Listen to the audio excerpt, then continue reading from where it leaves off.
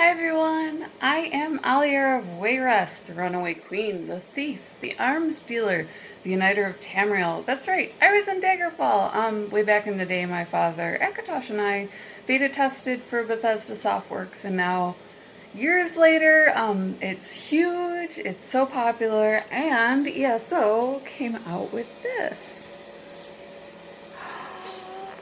The Elder Scrolls Cookbook. So, we are going to be cooking several side dishes, several dishes from there as well. I'm very excited. I'm not going to include the measurements, so if you do want to repeat this activity yourself, you do have to purchase the book. I have the utmost respect for Bethesda. They were a great company to work for, and I would never do that to them. But I thought it was really cool, and I wanted to bring you along for the ride. So let's get cooking. Okay, so as you can see, we're bringing the water to a boil to cook off the carrots. I did go ahead and put my DM screen up so that nobody can see the ingredients except for me. This is what they picture it as at the end. Now, I did go ahead and purchase canned carrots, which is a really great cheat, especially if you're nervous about your dinner party or anything like that, because they are already the appropriate texture. They've been soaked. Also, you don't have to worry about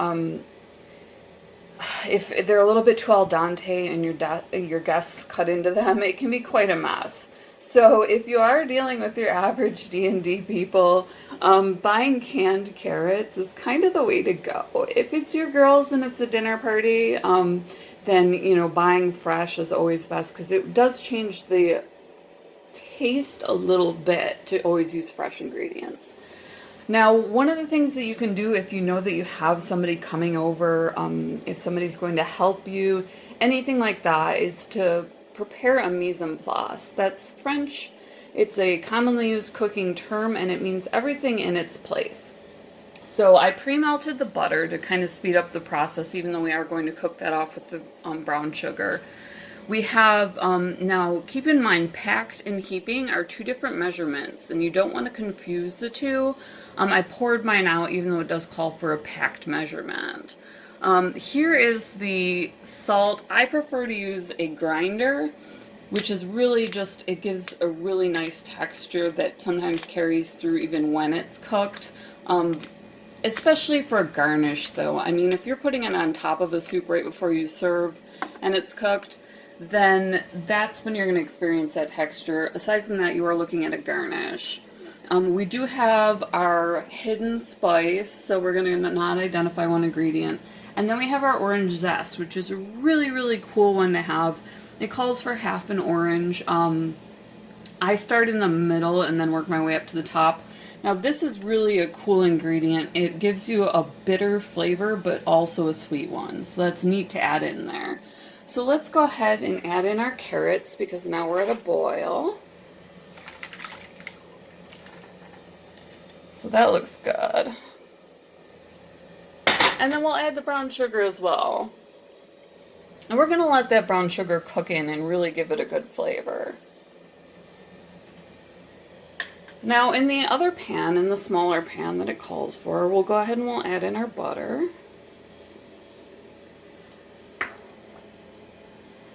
And along with that goes our...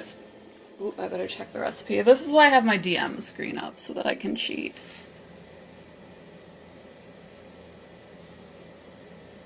Add the cardamom and orange zest, trying to combine. Okay, so we have our orange zest.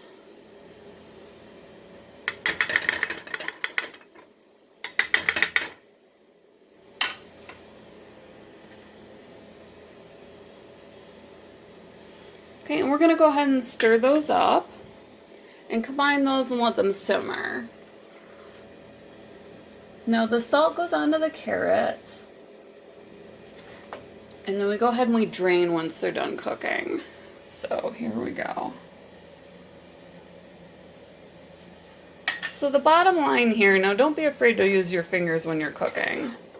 So definitely wash your hands first. It kind of goes without saying, but just in case, it never hurts. Like I said, this is very standard fare, and if this is your first time around, no shame in the game. You will learn how to do this like nobody's business. It's really fun, especially if you have something that's on topic for your life. So we're going to let this cook down and mix. We're going to let that boil off and really just simmer in and create a glaze rather than a sauce.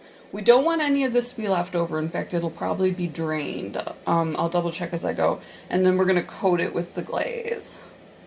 So that was really easy. A lot of the stuff that's in the cookbook is tavern fare. They really stuck with the rustic appearance, the feel of the medieval, and stayed with a lot of food that was relatively easy to prepare barring the spices. So those would be a little bit hard to come by. So we're going to go ahead and let that cook off and then check in on it in a little bit. Okay, so as you can see, I misspoke there. You actually add the brown sugar glaze to the glaze, which is really intuitive. I have no idea how that came out of my mouth, but that's fine. I actually had added it to the boil for the carrots, and I tasted one, and I like the way that that tastes better. But if you do like each flavor to stand out, then definitely do it this way where it goes into the glaze instead of both. I have a sweet tooth, so for me it does not matter at all. So let's go ahead and put these in here.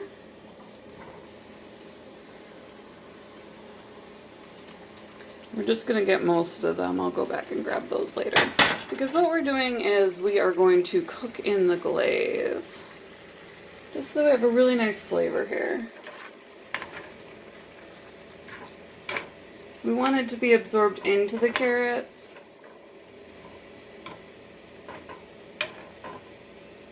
So that when they're served, it's completely coating the outside.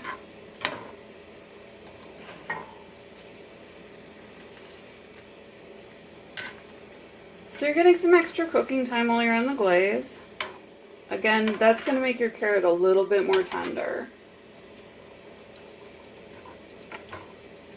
Since it's served with a lamb side, I do not like al dente carrots at all with that. So like I said, I did choose a canned carrot. Now this glaze is going to go great with the side. It can be ladled over if any extra does remain in your serving dish.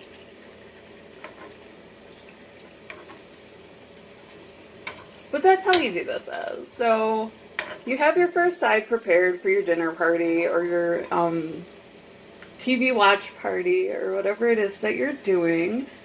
And you're doing it Elder Scrolls style, so that's awesome. Super easy, it's delicious, it has a lot of different flavors. And that is baby carrots in Moonsugar Glaze. It's a dish that can often be found cooking over the fires of khajiit traders in their camps. Like many khajiit dishes, it uses moon sugar. This particular recipe approximates the flavor of the sugar without any of its additive side effects, and it's far more legal. So now we have our side dish and it's ready to go, and next we'll cook the lamb. Who's excited? I'm excited. Everyone's excited. Thank you so much for coming along for the ride. This was so much fun. Again, I'm Aliera of Wayrest. This is What to Play Next. We find everything that is awesome in gaming, and we just love sharing it with you. So smash the subscribe button. Thank you for watching, and as always, much love. We'll see you in the next video. So that was our side of glazed carrots. Who is excited? I'll put the recipe title in the title of the video so that if you do want to go ahead and make it for yourself, it's recommended that you pair it with the lamb. So we will cook the main course next. And you can follow along with that as well if you'd like. Eyeballing the spices is not too hard. If you do just want to go in there and wing it and live the TES experience, anything that immerses you in the world is awesome.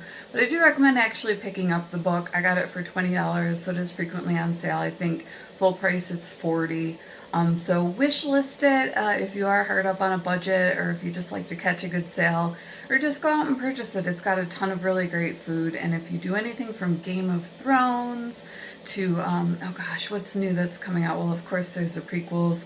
There's several Lord of the Rings TV series, and a lot of us really love to participate by making realistic food. So that is one way to do it. And like I said, it's really got that rustic medieval appeal. So it's not anything that my character, who was a runaway queen, who dealt in arms and later became an empress, who united Tamriel. I actually did everything awful that every male character did in Daggerfall, so I provided a female counterpoint for them.